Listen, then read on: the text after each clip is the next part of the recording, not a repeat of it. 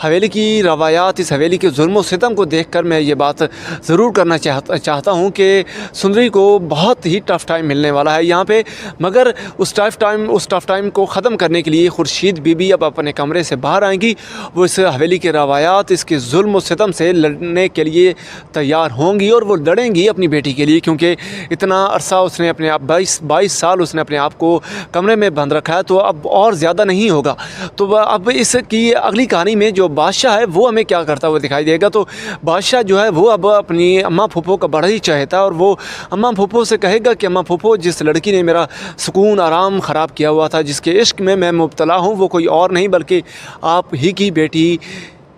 सुंदरी है। तो ये बात जानकर अम्मा फूफो को पहले तो बड़ी ही खुशी होगी कि चलें मेरी बेटी, मेरे ही भतीजे के साथ मैं इसकी शादी कर लूँगी। मगर बाद में जब सुंदरी इस रिश्ते से इनकार करेगी तो अम्मा फूफो कभी भी बादशाह के साथ सुंदरी की शादी करने के लिए राज़ी नहीं होगी, क्योंकि 25 साल बाद उसको अपनी बेटी मिली है तो वो उसे पूरा ही प्यार मोहब्बत देने की कोशिश करेगी। और जो सुंदरी है उसकी जानब से हमें ये देखने को मिलेगा कि वो ग़ुलाम की तरफ उसका रुझान ज़्यादा होगा, क्योंकि ग़ुलाम ने जो उसके साथ किया है, उसके वालिद उसके साथ जो उसने मतलब कि उनकी हेल्प की थी, वो बिल्कुल ही नाकाबिले फरामोश है। तो इस वजह से वो ग़ुलाम को पसंद करेगी और ग़ुलाम की जो मतलब कि बेइज्जती और उस पर जुल्म सितम हो रहा है तो वो उसे सब अपने ऊपर होता हुआ जब दिखाई देगा, तो वो इस वजह से ग़ुलाम को ज़्यादा नंबर देगी और ग़ुलाम की तरफ ज़्यादा रुझान होगा। तो वहाँ बादशाह और ग़ुलाम के दरमियान भी दुश्मनी पैदा हो जाएगी और बादशाह कहेगा कि तुमने